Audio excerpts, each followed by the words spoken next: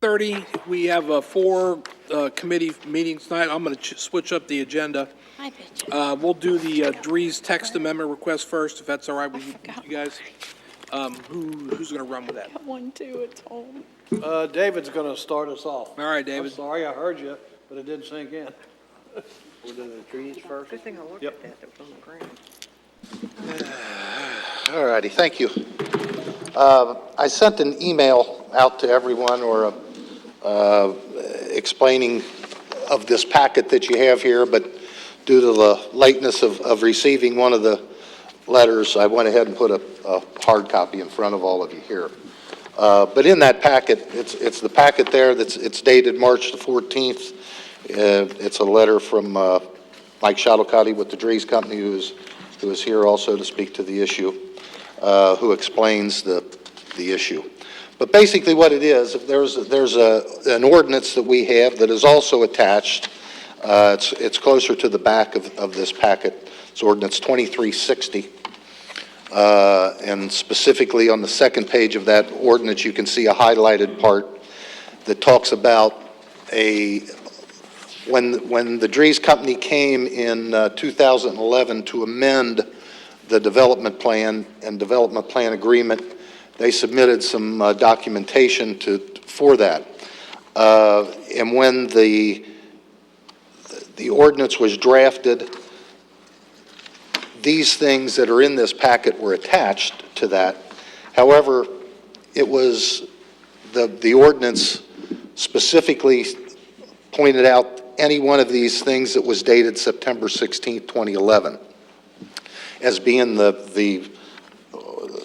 what the homes had to be built toward. And if you notice, in this packet, there are two sheets that were submitted at that time. One lists, which is the second page in the packet, lists the lot size, the setbacks, and the square footage, and the elevations of the homes, and the skins of the home, whether, the brick and so on. And the square footages of that differ from that sheet that's dated September 16th that you can see. So what Mike Shuttlecotti and the Dries Company want is to get those things in sync in the ordinance so that they can build the product of home that is there, that is part of their repertoire of homes to choose to be built on the lots out there. And the main stipulation here is on the one plan that shows September the 16th, the requirement is for the smallest home to be 1,712 square feet. On the other sheet, it says that they can build a house 1,500 square feet. So, recently a plan was submitted, and Mark Stewart reviewed it, and the house was like 1,600, and they were about 100 square feet short of the 1712, which Mark is interpreting is what the criteria is that the smallest a house can be. So that's the issue. They're wanting to get basically amend the ordinance to reflect, to get both of these sheets in sync with what they want to build out there. And like I said, Mike Shuttlecotti is here that probably can do a better job explaining that than I just did. There's also a gentleman, Mr. Chisenhall, is here who may or may not want to speak to you about the issue also. David, it's my understanding that when this was first brought to us, we asked Dries to go speak with the homeowners association out there. That's correct. And they did. And they did, right? Yes, and there's a letter that I believe it's the last page in that packet. They're approving it, so my concern, that was my biggest concern. That was all of our The biggest HOA, concern. and since they approved it, they have no issues, no objections. I don't see no issue with it at all. As long as, this was my biggest concern, because we didn't want to go through what we went through last time with the homeowners out there coming in here and saying we did something without coming down. Now we've got it in writing. I don't see it being an issue. Well, that's certainly your all's decision. So what you're saying is it's just going to be smaller square footage? That's the difference? Like by 100? Pretty much. Well, like I said, the one plan that was submitted was 1,650 square feet or whatever it was. It was just a little bit less than 100 square feet short of, But the outside's still gonna be. the outside, all of that stuff will remain the same as far as being the brick, and everything else in that ordinance will have to stay the same. They're saying will stay the same. Well, I'm with JD, then if they're okay with it. Yeah, I think it's a recommendation of the committee that we go ahead and move forward with that text amendment. If the gentleman. Yeah, if anyone would like to speak, that's fine. Well, you go after him.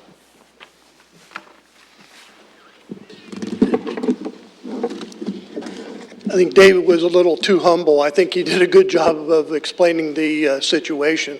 Just a little bit of background. The Dries Company is getting ready to develop some additional sections of both the single-family and the patio home section at Lakemont.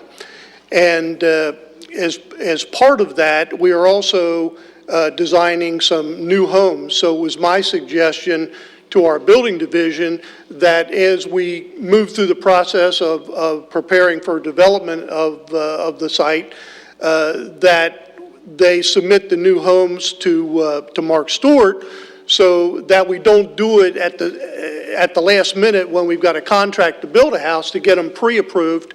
And it was during the review process, Mark had approved several of the houses we submitted, but there were at least one that I can recall that he didn't approve, and it was strictly on the square footage basis. And that kind of brought it to the attention of us on what the ordinance said. We had a different impression of what was approved in the ordinance that differed from Mark's interpretation. So we asked that we appear before council committee to get that matter clarified and to allow us to build homes that meet or exceed the specifications that were identified as part of our submission. So I'd be glad to answer any questions on the matter from committee and council members there. Anything? Any questions?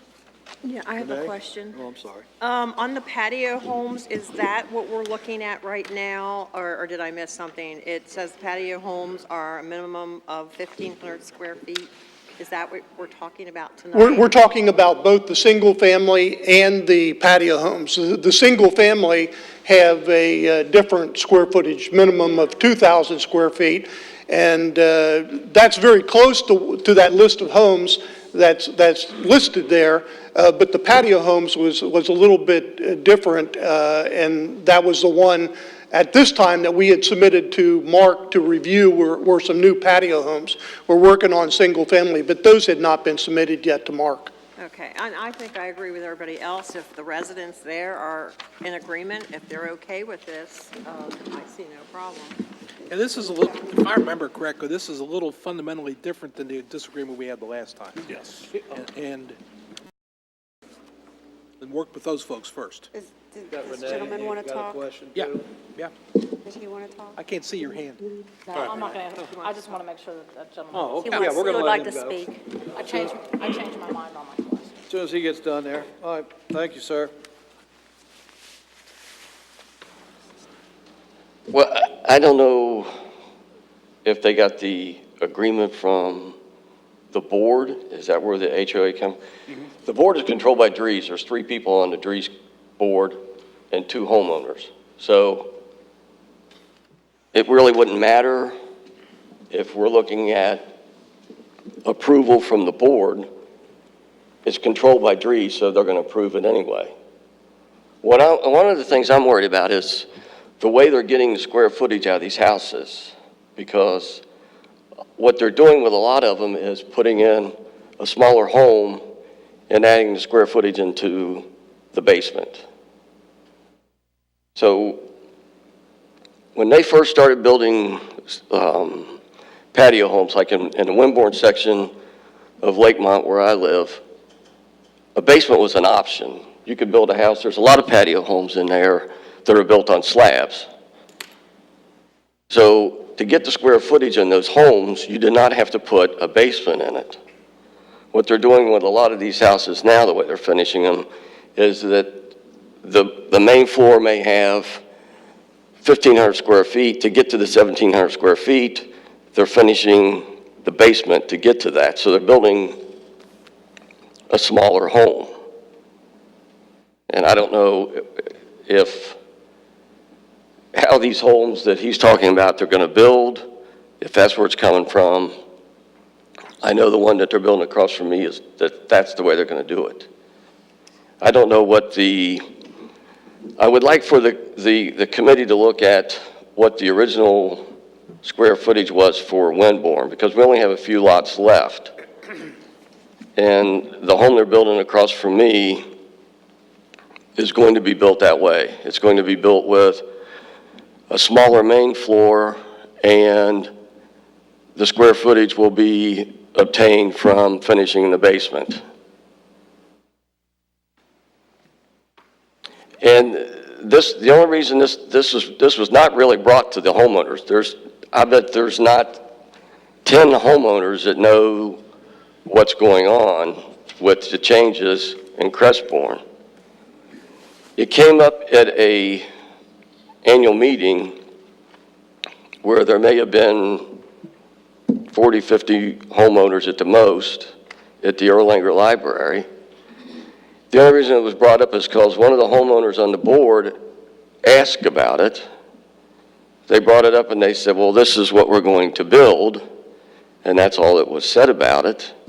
And evidently you got a recommendation from the board to approve the changes. But, I found out just kind of by accident, but I don't know. There's very few homeowners that know that there's changes being made. So, Who's Christopher Harold? he is the property manager for Vertex. And Vertex is the homeowners association? No, they just manage the property. They're paid by the HOA to manage the property.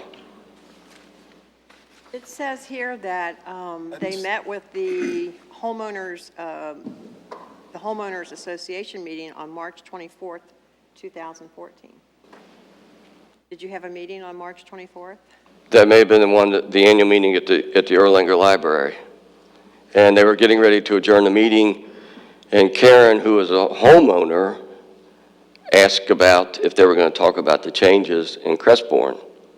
So that's when it was discussed, and Jess said, well, basically, we want to build these houses, and they had the plans of the houses and the square footage of the houses.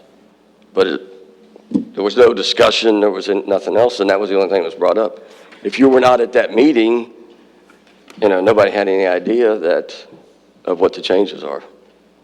So I guess it's the fault of the homeowners that weren't there. If this is approved, then, Shouldn't the homeowners association send the They should have, yes. They should have sent a letter out. They should have sent something, say, this is what we want to do. If you have any objections to this or whatever. That's what I think should happen. That's what happened the last time. right? We don't have any control over how your HOA, I know that, and we don't either. Dries controls it. There's 5 people on the board, and 3 of them are employees of Dries. So, On this meeting that you all had on March 24th, Lakemont Annual Homeowners Meeting, did every homeowner get a letter about that meeting? Or do you have a different way of notifying people, like emails or things like that? How does the homeowners association communicate to the residents? I believe there was an email or something that went out. Yeah. Apparently they don't have a problem with it. Who's president? The way the of letter that reads, homeowners? there was 2 separate meetings where this was discussed, as far as I can tell. yeah, the way I look at it, it was one with the homeowners and one with the board. Yep. And they both, it looks like through this letter, they both approved it. They have no objections. Are the board meetings open to any resident who wants to come of the HOA? I've never belonged to an HOA, so I don't know. Yes, for the most part, Okay. yes.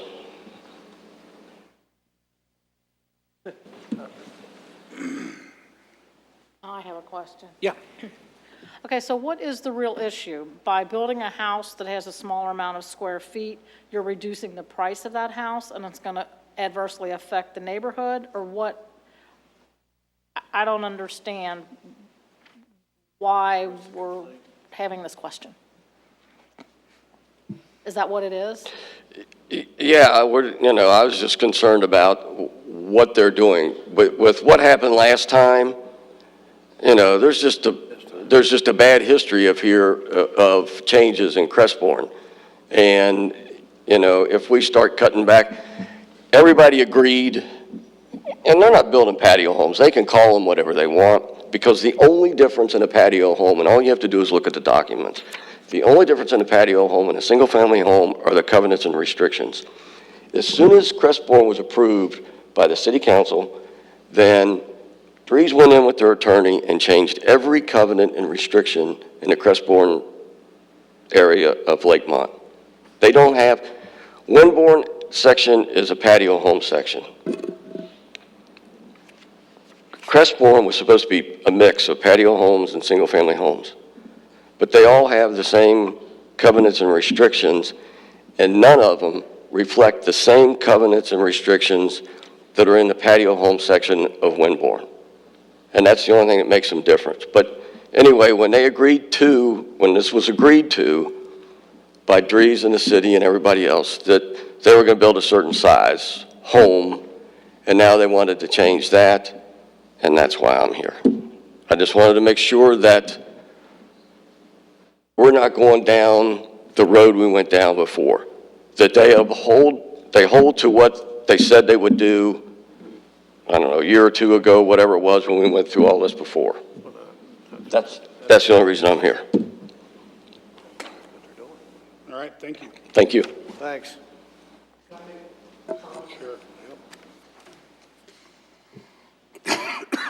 Just to clarify some of the information, as far as the homeowners association, the annual meeting, notice by requirement of the bylaws and declaration, they are required to notify all of the property owners. So a mailing is sent out notifying them of the annual meeting.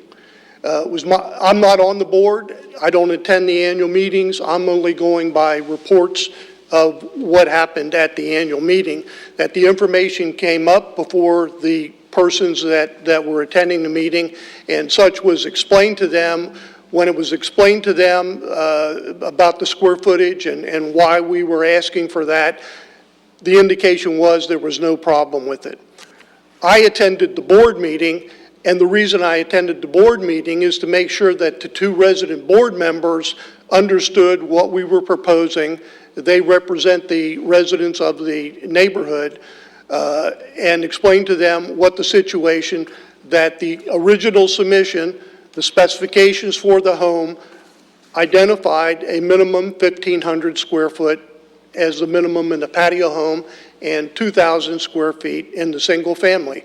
I gave them copies of the ordinance, the same information that you all have here. Both of the resident members indicated they had no problem with that. The property manager was instructed to write a letter. That letter was submitted to all the board members, including the two residents, and my understanding is that the resident members of the board indicated their approval of the letter and that the letter should be sent to the city. As far as the contention that we're changing what we're intending to do, that is incorrect, because as you see, what was submitted with the original zone change, the revision of the plan, identified that homes would be of a certain size, minimum 1,500 and on up. As far as these homes being inexpensive, for example, the one new home that did not meet the square footage of the 1712 that was on that homes list is the Bradenton. It's 1,631 square feet. base price of that home starts at $225,000. So I don't consider that a cheap home. We recognize that when that section was started, those homes did not meet the standards of the Dries Company. And we recognize we made a mistake. And that's why when we came before council and committee the last time, we brought examples of the homes that we were intending to build in that area to show you what the quality and the architecture of those homes would be. So we're not asking for anything new, not anything different. We're asking that the intent of the zone change and the specifications that were what we understood was originally approved would be carried over for approval of the new homes. So, thank you. I got one question. Frank or Tony, is it normal that on a board of 5, 3 people on the board work for that company? Well, it's pretty typical in a homeowner association that's initiated by the developer. The developer develops the land as a vested interest, obviously monetarily, in the remaining lots that he has not already sold. So they typically provide that the homeowners association is controlled by the developer because he owns most of the lots. He hadn't sold them yet. And and I don't know this particular one, Mike can probably tell you, but normally as those lots are sold and the developer becomes the minority owner, he also becomes a minority. As it goes, it kind of reverses itself back. Okay. I've reviewed some homeowners agreements from other developments, and when the development is full, when it's finished, the developer has no interest in the homeowners association. It's all homeowners. Okay, I just thought it was, why would you give control? Because you still own most of the property, that's Okay, thank you. Anything else from this, on that issue? Okay, you want to handle the health insurance since we're already in your committee? Missy, is that? That would be me. Oh, sorry, there you are. I'm looking out there for you, and I can't see you because you're right here. Okay. I just wanted to bring to council's attention, we've been looking at the compensation and personnel issues and stuff, and we found that it appears that some of our employees have not been treated fairly with their benefits, and we're trying to rectify that, and I just wanted to bring that to council's attention, that we will be coming back to you with that. We just haven't been consistent in the way that we are dealing with our employees, so, and most of it had to do with the Substantial amount, or- waivers, so, please.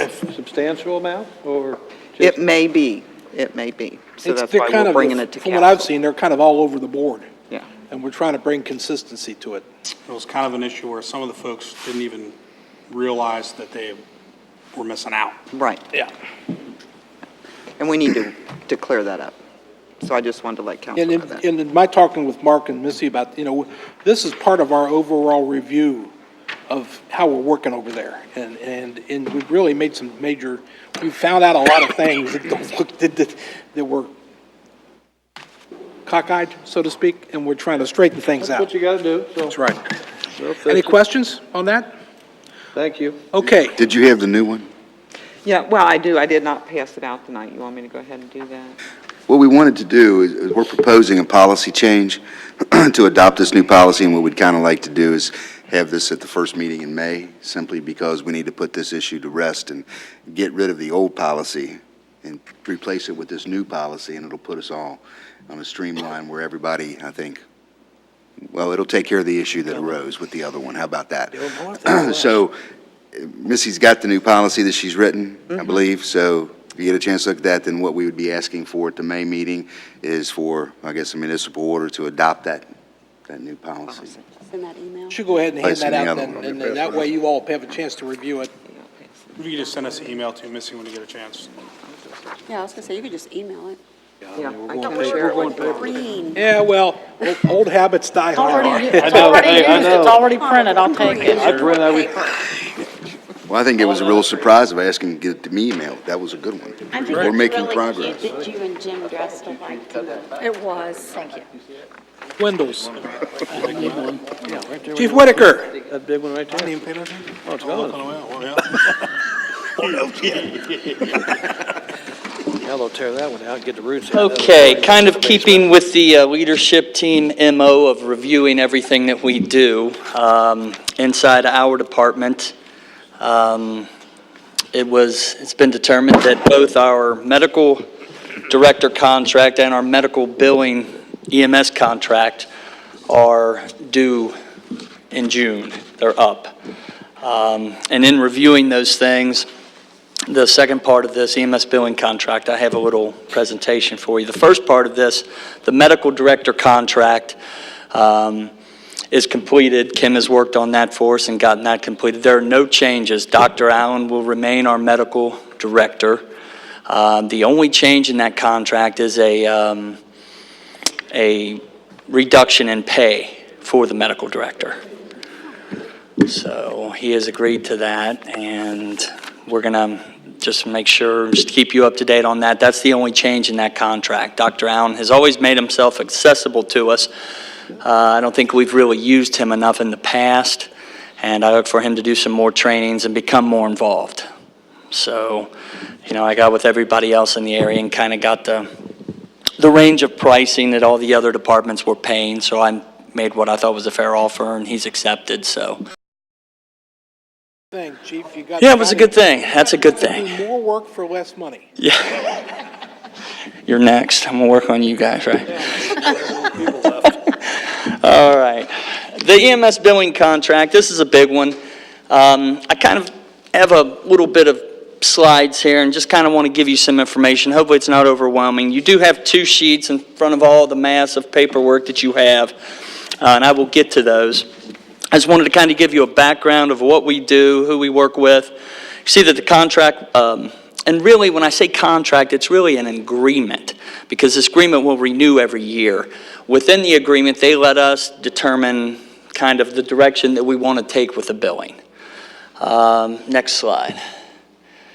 Just so far this year, just so you know some information here, we've made 598 runs, 398 of those in the city, which you may hear in district from this point on. 38 runs outside the city, which is out of district. 62 runs were canceled out of the 598.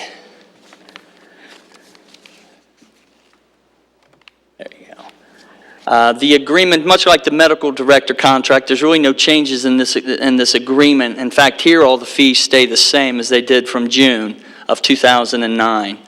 That is how Intermedics makes their money. This is what they do. They collect the fees for us. Now, the $500,000 is just a figure that I used in there, but you can see the percentages. We're not far off that. I think last year was $484,000. So I just used a round figure in here just to kind of see what the fees and what they are making on us.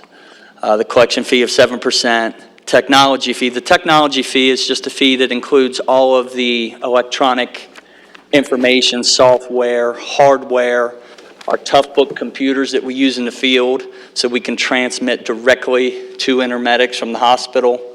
And you can see their overall percentage is 9.85% of the gross collections, which again, in checking in all the areas, we're maybe 1 or 2% below what some of the other departments are.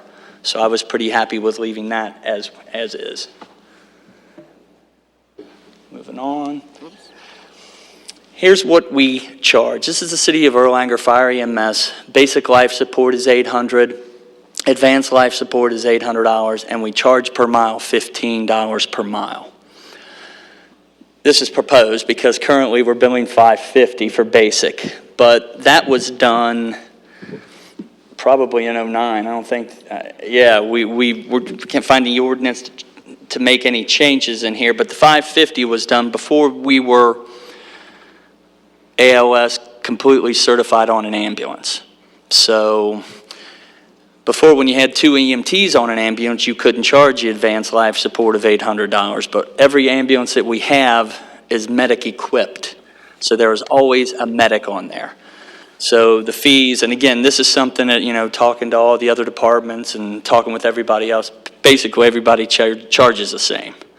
So I'd like to raise that to 800 on the base, on the basic part of It'll it. be consistent with Florence and Covington, Covington, Crestview Hills. yeah, I can speak for Covington, I know. It's across the board. In fact, I think they're actually 850 across the board.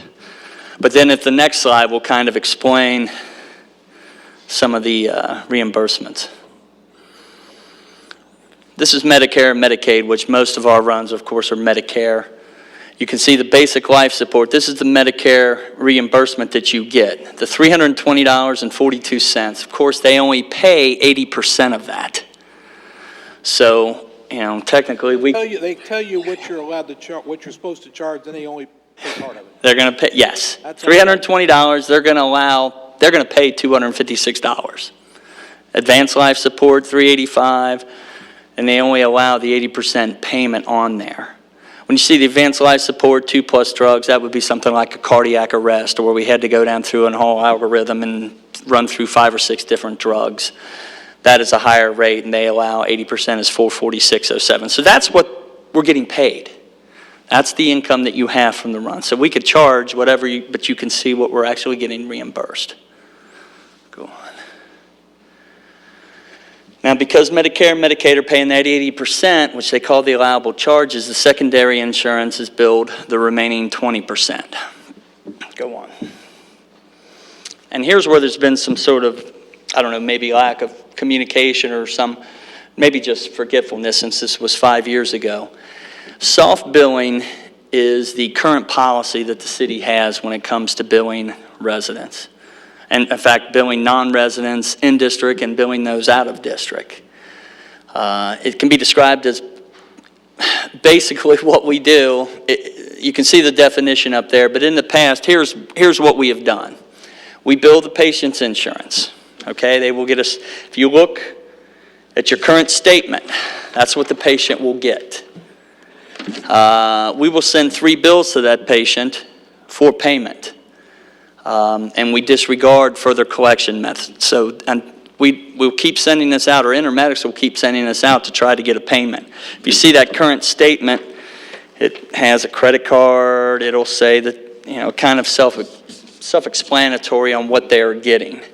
What we would like to do as a department, because I think we probably all can agree that, maybe not, well, it's going to be your call, but about our residents receiving bills.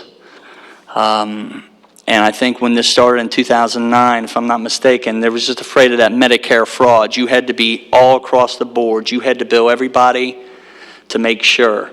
And I'll go further into details on this, but it's been determined that because the tax-paying residents are paying for that service, we can accept only their initial insurance payment. They do not have to continue to get a bill. And that's what we're hoping to change this to. Go to the next slide. Right now, if a resident contacts us in regards to a bill, and this has just happened recently, we simply told them to disregard payment. And this was a muddy water with me. It was, you know, I'm for doing everything in the legal realm, but to me, if we're going to send these bills, it's a waste of effort, it's a waste of bill. If all they have to do is call in and, you know, we're not doing it. So it seems to me we're in this middle ground and not being able to make a decision. And then this good faith effort on our part could possibly violate federal law because, again, we're not, if we're getting them and we're trying to tell them to pay, but then they just make a call and we tell them not to pay, it could be dealt with as fraud. And there's several areas that can still believe in this soft billing. But due to the gray area concerning a violation of federal law and proper EMS billing procedures, we decided to kind of take a look and to see what we had to do where we could just send that proposed statement to them, which clearly states it's not a bill, and get the insurance information and just accept what the insurance is paying. You'll see the proposed new statement on the back. It's clearly stated that it's not a bill. On the back of it, it has all their insurance information. And if you read the bottom of that proposed new statement, it states the run, and it also states, as a courtesy to our residents, we will only bill your insurance company for the services performed. And it kind of explains it. because I know if you're, my mother will get a statement in the mail and she'll want to write a check and just send it out right away. It's just the way she is, the way they were raised. They just want to pay the bill. And I think we have to be clear that our residents are paying already for the service, and we want to make it as clear as possible to them. And here's some stuff, and Christy has helped immensely in this in trying to determine what we can do legally. Basically, the OIG, and you can read these. What we were worried about, violating part of the Social Security Act for the city to balance bill, meaning, what the insurance doesn't pay, we go after. But they have basically determined that for a city-owned service, it's not going to be viewed as fraudulent. Next. A state or local government's facility which reduces or waives its charges for patients unable to pay or charges patients only to the extent of their Medicare and other health insurance covered is not viewed as furnishing free services and may therefore receive program payment. And what they mean by program payment is meaning we're going to get Medicare reimbursed. But what that says is the feds have determined that we're allowed to be fair to our residents. Yes. Hooray. Boy, thank God for that. I like this, Especially after last week. this proposed, it really does, because my You're gonna mom's the get a same bill. way. She gets these things from the Covington older Fire group, they to all do that. donate money, Sure, they get a bill. but it looks like a bill. Get a bill and write a check. And From Covington Fire to donate money? And or the police or whatever, it just says, it's just your local. She better throw that one away, because I there know, is no such I know, thing. and I keep telling her to, and then if I don't, she'll write a check, because she thinks it's a bill, because older people think it looks like this one I think looks like a bill. But this one. Well, they'll pay it, And again, maybe because when it started, maybe that was, that could have been the rules. That could have been Medicare, you have to bill evenly, but there's been so many, these things are supporting us. So to me, it was just a lot of muddy water. And whatever side of bank we decided to go, we just had to go one way or the other. I just didn't like putting my department, my people in a spot where people are calling, complaining about a bill, and they're telling them not to pay it.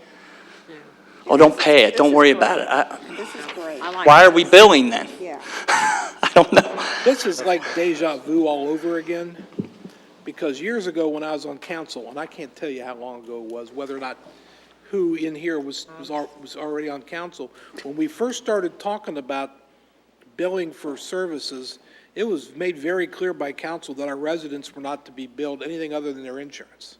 So we're going back to what we intended to do a long time ago. Well, and I think may- those it may have intentions may have been due to the fact that we just, I'm just assuming that based on the Medicare laws and guidelines and all that, that you had to equal bill. It was viewed, you couldn't discriminate. I don't You think couldn't that- bill somebody from Florence and not bill your own residents at that point. That could be the I case. agree with that, but that, unless it happened in the 4 years when I was not here, that decision to change that was not made by city council. It may have been made I haven't called. administratively, but I'm happy with where we're going. That's my point. It gets us back to our original intent, which might have been, like I started, 91 or something like that, so a long time ago. All right. I'm good with it, as long as, Frank? you had Frank have a look at it, just to make sure we're on We the. good, does this all sound good? Yes, sir. Okay. We're satisfied with it. All right, thank you. Do you see, Is there another one? And the way we've done this with Intermedics and talking with the rep there are several other cities that do this as well. In fact, the proposed new statement is kind of a copy of one that we can program it to say whatever we want on there. We can write that however we'd like it. In fact, the current statement has a nice little thing where it says radar service. I'm going to add that onto the proposed new statement. So those with the City of Erlanger address will be deemed in district. Those in district will we will only accept what their insurance pays. There's nothing that they have to worry about above and beyond. Now, we have options here, what you want to do. They're a resident, or it goes on, these residents will not receive a bill above and beyond what the initial coverage pays. Next. And that's going to talk with those patients out of district. Now, we can set this up however you find you'd like to do it. We can still run the 3 bills. You can do this. You can send 3 bills. You can send a collection agency. You can do it. whatever you can in front of, and as long as it's within the guidelines. Currently, out-of-district receives 3 bills. That's completely up to you. If you'd like to see non-residents continue to see 3 bills, if you would like to see collection after non-residents, it's completely your decision. Or we can do the same as, we do within, and just collect the immediate, their options, and it's up to you. You can tell I really stress the not charging the residents, but it's completely your call on what do you do with the out-of-district patients that we have. Now, Crescent Springs and Ellesmere, are they considered out of district or in? It is, because of the zip code confusion that exists here, it must say City of Erlanger. Okay. Because I believe, Mayor, you're for 1051. Yeah, I live in the city of Erlanger, I'm the mayor, and the Independence Post Office can't figure out the Twin Ridge Way is in Erlanger because it's got a 41051. And they sent back an envelope containing settlement documents to a lawsuit back to Cincinnati, and it took me a month and a half to run it down because those bozos at that post office can't figure out the Twin Ridge Way is in Erlanger. So it says all of your mail is addressed Independence 41051? I have the special address I put on mine. It says Erlanger, Kentucky, Independence, P.O. 41051. Everybody in the world asks, what the hell is that? And then I have to go to my store. Yeah, and unfortunately, that's a good point. We didn't know how to do it. We had talked to the rep up there, and we thought 41018, just don't bill 41018. But then 41018 is Ellesmere, part of it's, so we thought, well, let's just make Erlanger on the, anything that says Erlanger, because 41051, 41018, and there's actually, I've discovered 2 other zip codes for Erlanger. I bet you 41021 and 41025. Couple little things. Those are specific to certain companies. Yeah.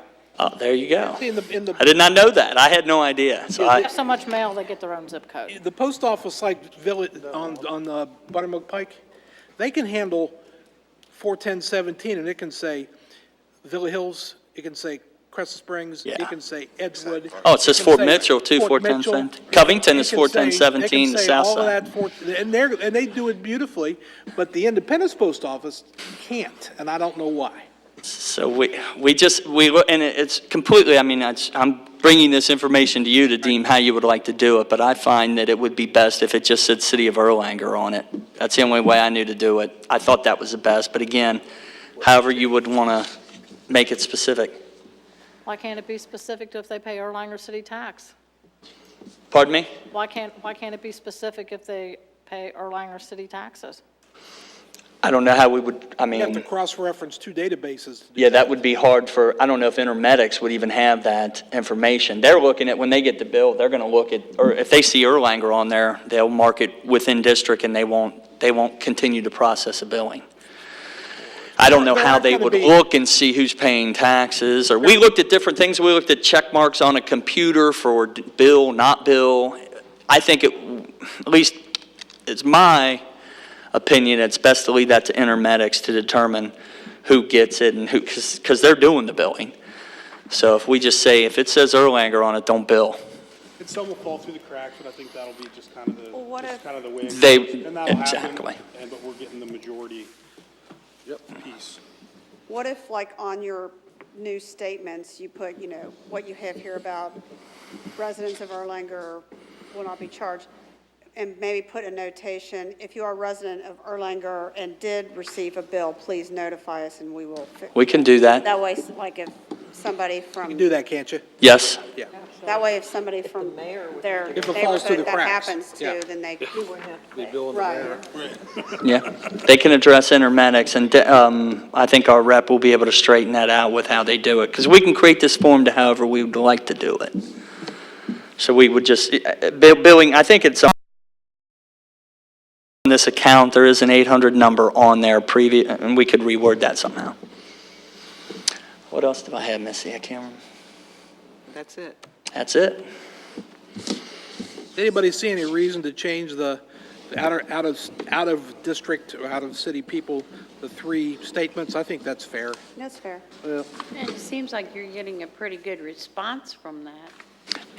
Well, you see those original numbers up there will show you, Intermedics does a very good job of billing because obviously it's like working for commission. That's how they get paid. Right. So they do a very good job, and they'll work with us. I mean, they're one of the top-notch companies. They do a very good job of collecting. Greg has to work with them more than I do. I mean, he's the one that so I think he's, Is it their recommendation for the 3 billing? Motorcycles? I'm just wondering how initially, how it came to be. Three came up. again, I don't know. I don't know if, I'm thinking it was, I think it was fear of violating the Medicare anti-fraud, anti-kickback statute, which generally provides that you have to make reasonable collection efforts, but there's an exception to that requirement for services provided by government. And I think it was just overlap and confusion between general medical providers and cities providing medical services.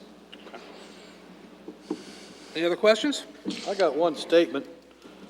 So for some of us that can't see, can you?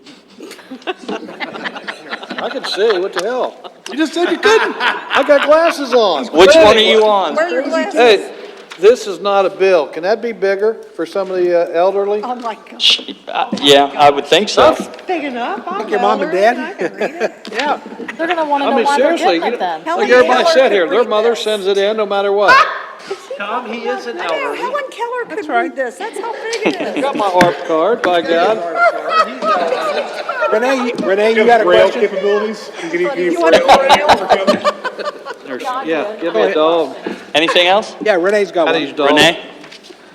Do you see people calling more often since they don't have to pay for it? Do I see people calling more often because they don't have to pay for it? Well, yeah, if Nobody is in Medicaid's the gonna pay for, Call for more service. yeah, call for more service. You know, oh, I don't have to pay my copay on this, or whatever you call it. I'll just call the ambulance, they'll take me there and I'll get my. I don't know. You know what? It's hard to predict. I don't know if I could project that or not. Medicare won't reimburse if it's not medically necessary. Well, yeah, that's what I'm thinking. Or if it is, they will pay. So, So I mean, you're gonna get the insurance amount no matter, Medicare can refuse payment for ambulance services if they determine it was not Not- medically necessary. You Okay. can't take the ambulance like a kale.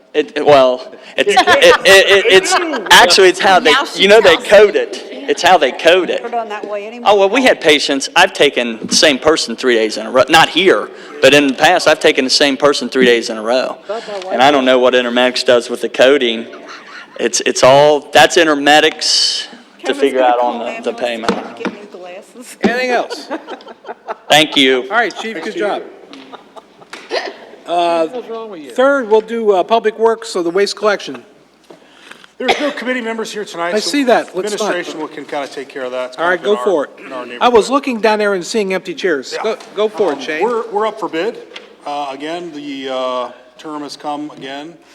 Missy can speak some more to that, and I think we kind of want to just review everything again, kind of have a look, see where we're at, take stock of where we're at. Missy? Okay. I think we got two different issues going on here with the waste collection. And I'll speak to the one about the contract. I looked at that today. Our original agreement with CSI, we signed in July of 2009, and it went through June 30th of 2011. We have since twice renewed for 2 years. Right. The next time up, this contract runs out on June 30th of 2015. These specs and everything to go out to bid with these are so intense and detailed and everything. We want to know if council wants to go ahead and consider going out to bid for before this next term, and if so, we'd like to get started on that this summer. And, Does it cost us anything to get a bid? no. I think we need to rebid it. Yeah, I mean, it doesn't hurt. And I think we need to include the businesses. I have a business owner, every time the garbage thing comes up, says, why don't they bid out for the businesses? We talk about wear and tear on our streets by not having a second pickup weekly, and I understand that. But if you've got 4 or 5 businesses in a strip mall, and you've got 4 or 5 different days that particular garbage company that owner contracted with, you've got extra trips over the same road. I just think Florence does it. And I'm not comparing us to Florence. Not a bad thing. That's interesting, because I just had a business owner ask me if he had to stay with CSI. Yeah, they're not required to at this time. The business owner asked you that? Uh-huh, yeah, because So he was under the impression that he was stuck. he thought he was stuck with CSI because that's what we chose, you know. So we need to do a better job of informing the business people Mark. that they can have whoever they want.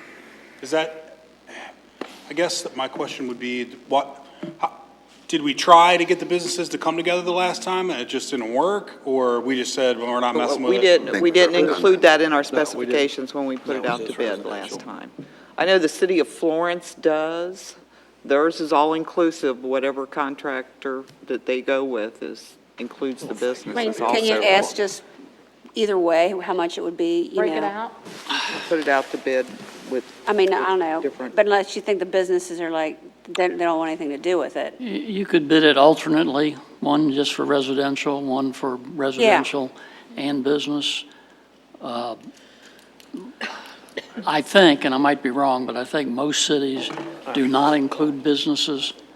And the reason I think is because most businesses think they can get a cheaper rate doing it on their own rather than Okay, having the well- city do it for them. Well, which I was know. the case in this business owner's situation. They Okay. had cut him down, he had one tote, and they had cut him down from 2 pickups to 1 pickup a week, and he was paying like $35 a month. It was astronomical. So I think the right thing to do would be to get 2 bids on either side, and then we can present that to the business owners and say, hey, this is what we're thinking about doing. How does this compare to what you're getting now? It might be 20% less because we're bringing everybody else in. They might not be able to get that kind of deal Doesn't hurt on to their own. check. And maybe our new liaison person would be good at contacting the business owners and kind of getting the feel for that. That's a good job for them, yeah. One of the things, I remember this, and maybe, see if you all remember it too. Florence's residents have a really inexpensive garbage rate because they include the businesses that they charge at a different rate, so that they make their money, whoever's doing them, Rumpke or Bavarian, they make their money doing the mall and all of those other businesses, and the residents don't have to pay as much because of the deal. So, you know, we might have enough business where we don't have them all, but we might have enough where maybe we can get the same kind of deal. I think we need to check into it. it out. Yeah, Both just, ways. what the Okay, heck, well- check it out, doesn't Okay. hurt. we'll Good. start on the specifications. I'll work with I know Rick, it's a real pain, but the longer we have time to work on it, and that's why I brought it up now. that's a great idea. Because we'll we would want to go out to bid and be back and know by March so that we can notify CSI in ample time that we're not going to renew with them. Right. We'll give them a chance to bid. Oh, yeah. Okay? And then the other waste collection issue, I think, Mark, you want to? Now, this came from Mr. Blankenship, the email. Got it from a resident, and I think the resident had some issues with the garbage collection company, now CSI, about the service.